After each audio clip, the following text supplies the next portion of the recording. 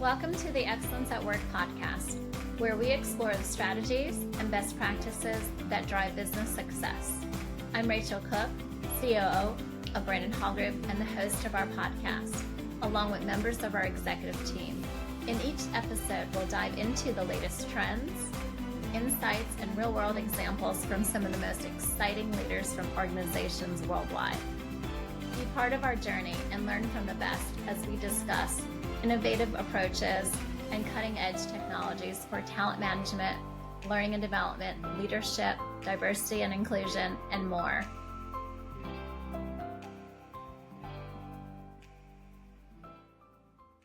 Hi, everyone. Michael Rochelle, Chief Strategy Officer and Principal Analyst here at the Brandon Hall Group.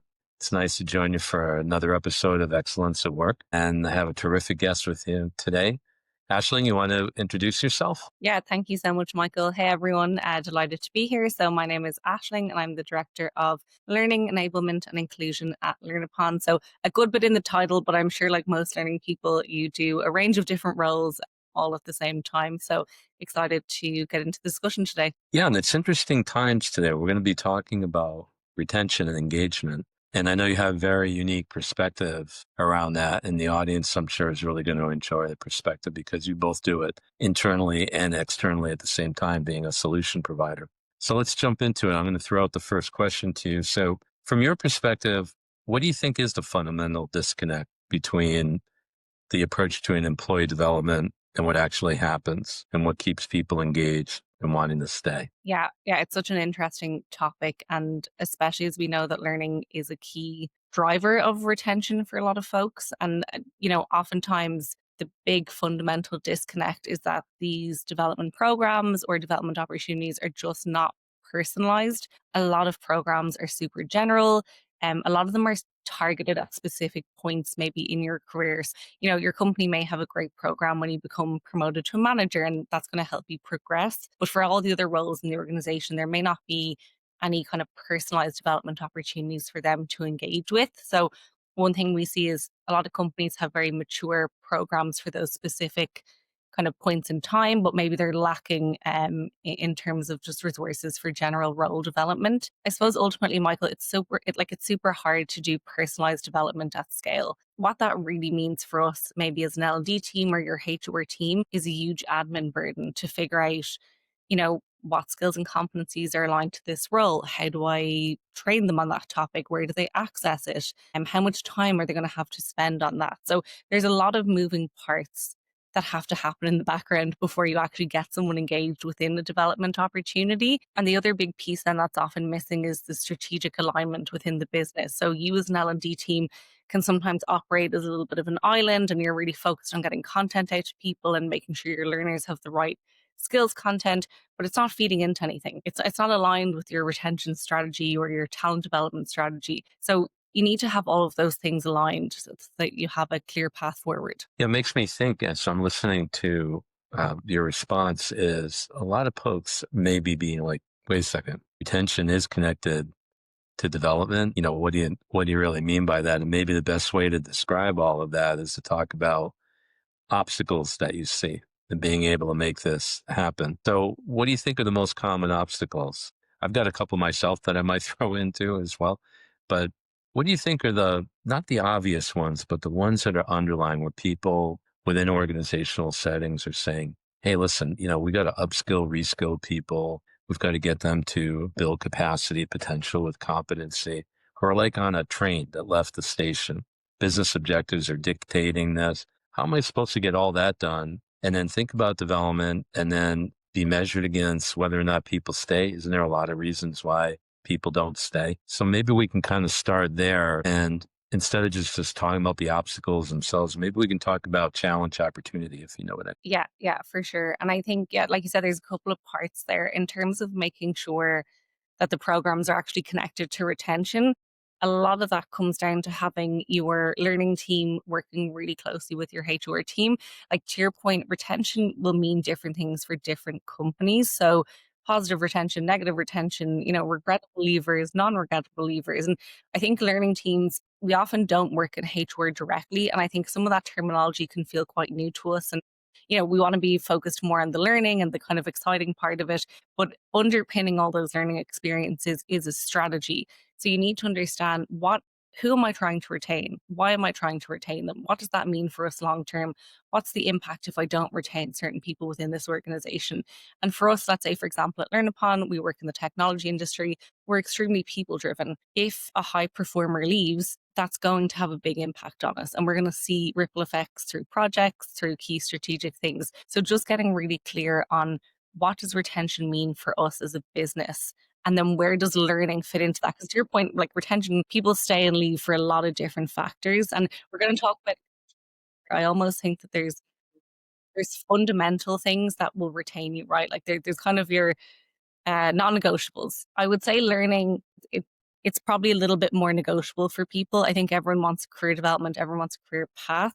How they get that is going to be pretty specific to them as a person, to their career path and things like that. So there's kind of two parts for there. Yeah, it's interesting you brought up that it's more of a connect the dots thing, if I'm understanding. So, and I agree with you that it's not so much obstacles and challenges as that, are you in that mindset?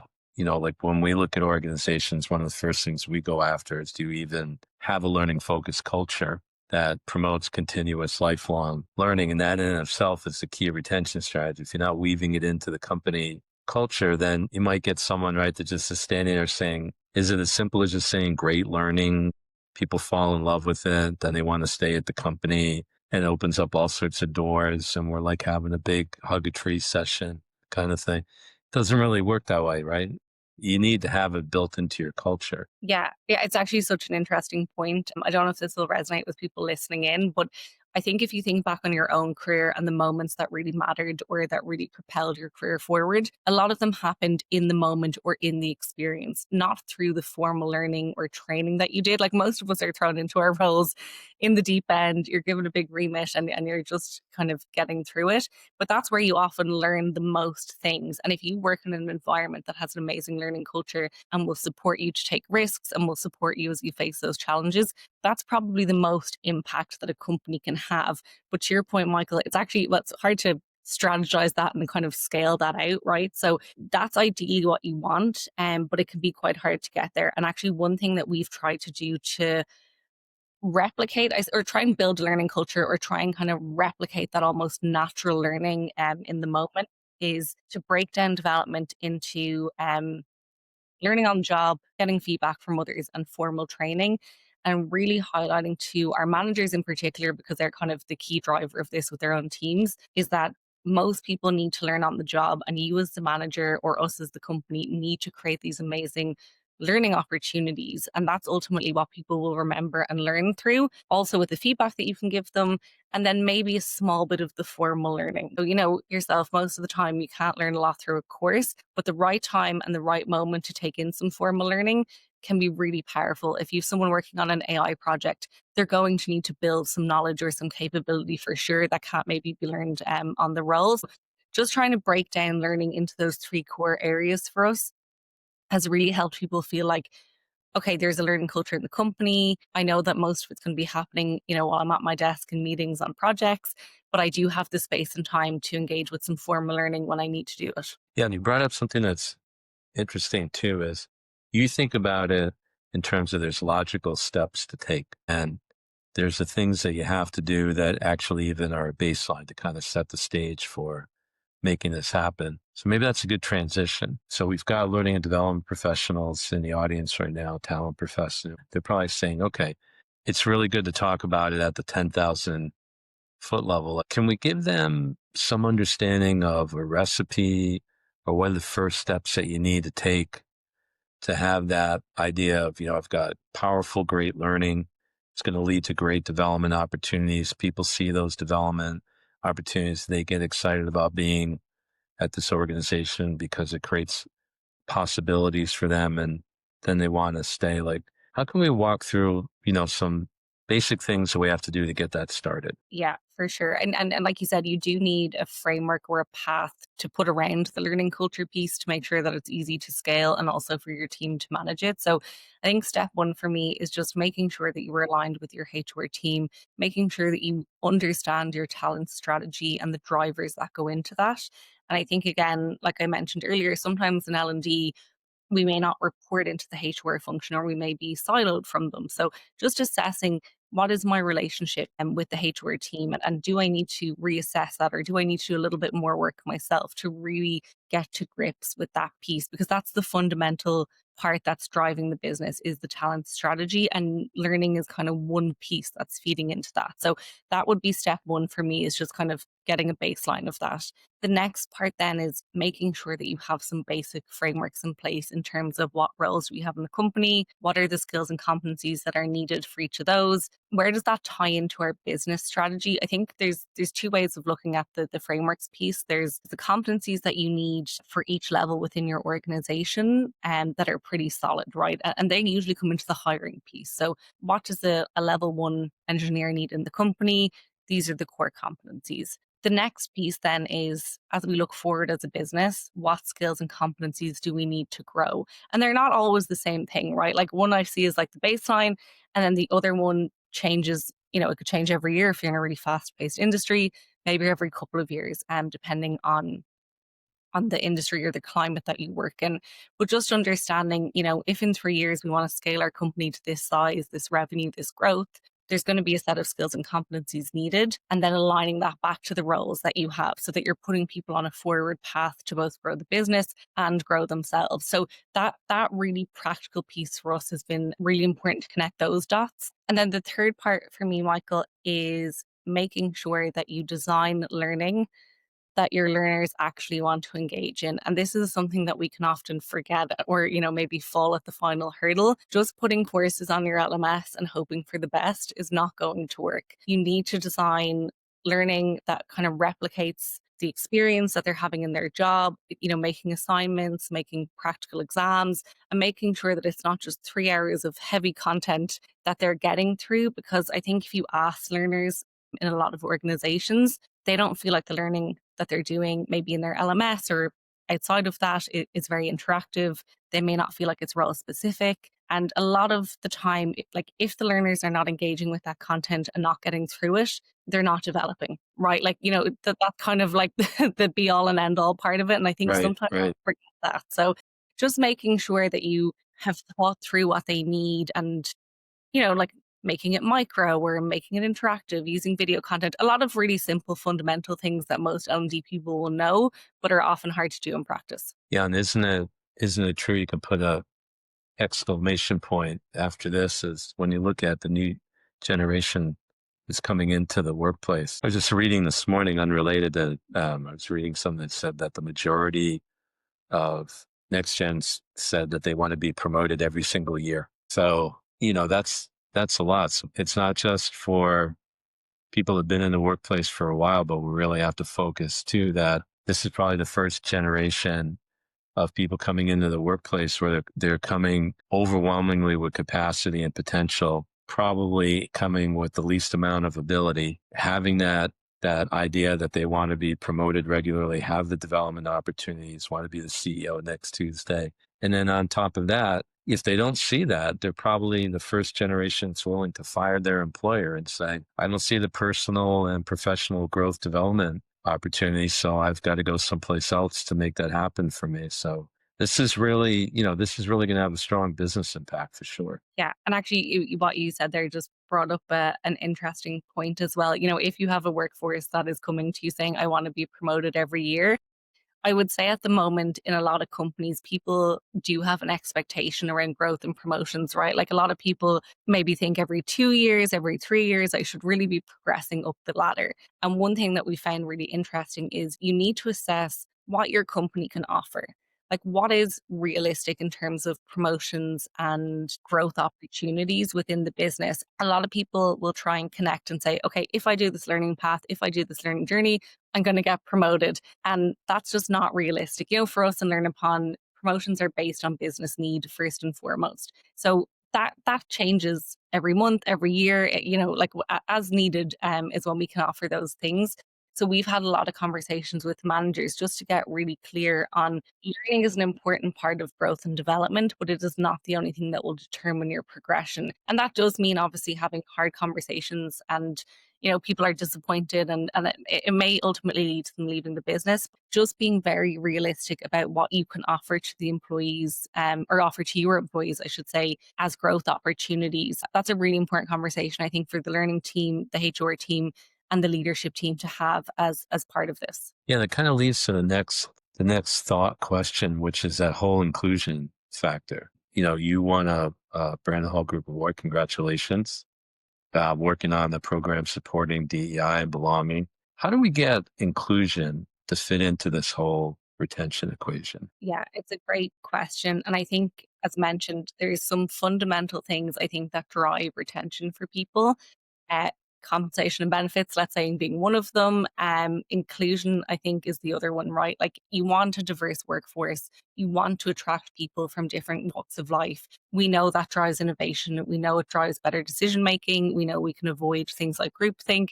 No one wants to work in this homogenous workforce. So with that in mind, if that is your goal, making sure that when you recruit those people, that you keep them because they feel included. And there's nothing worse than someone from a minority group coming into a company and thinking, I don't think that they get me. They don't get my experiences. I don't feel a lot of empathy. So just making sure that people feel heard, included, and have a safe space to share their life experiences is really important to helping them feel like they want to stay there.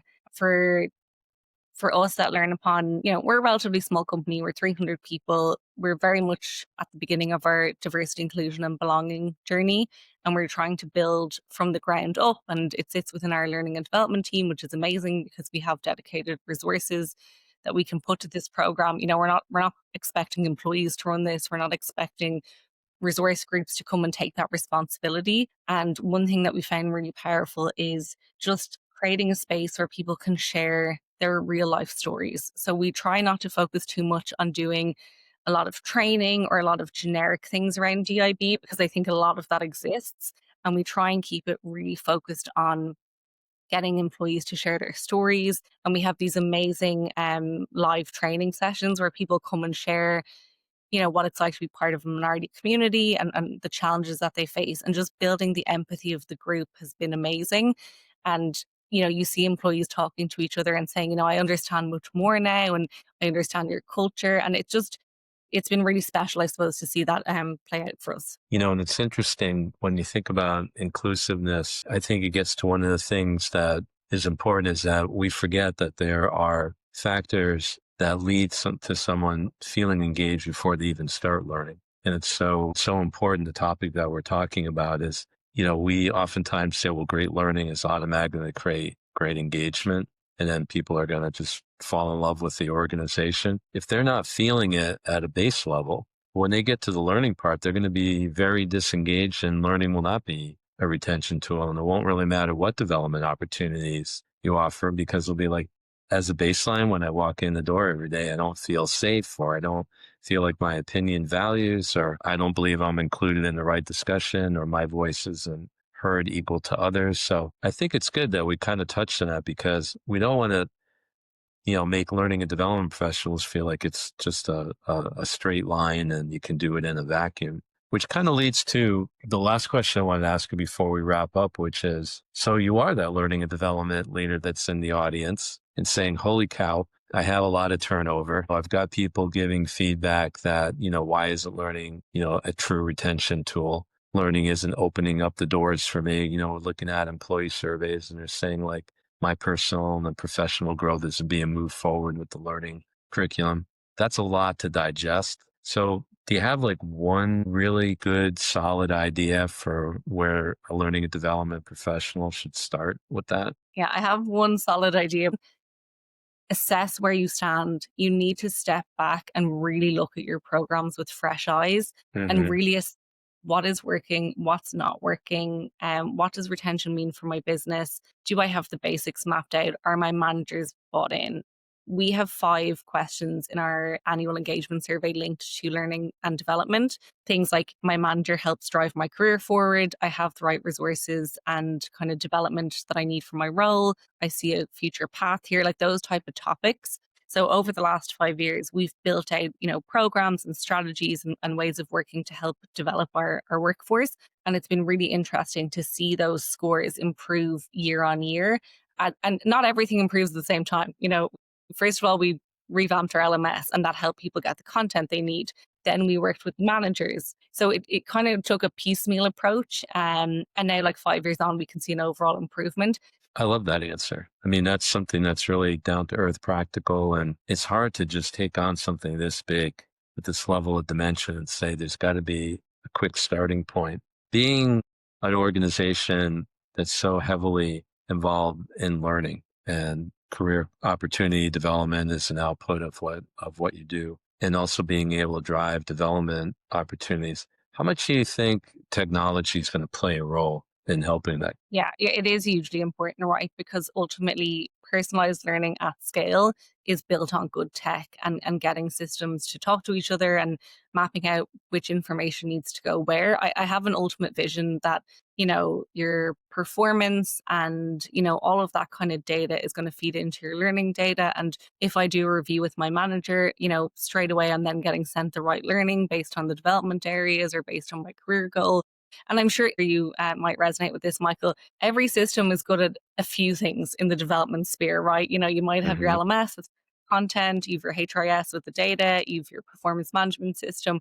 So I think getting a handle on and making sure that those are working and then figuring out how you can get them to work together, I think for me is really the next phase of this. And companies that can crack that are going to be able to unlock that for their employees. Yeah, that makes a lot of sense to me. And the fact that we've got to figure this out. We live in a world of AI now on top of all of it. The technological transformations are taking place, but we've got to be able to harness that and show how it's practicable and how it's life-changing for employees as they go through their learning journey and their development journey. They've got to see the benefit of it. It's going to be an interesting thing to watch. We're definitely aligned on that learning is an integral part of the retention process. Development is a driver behind that.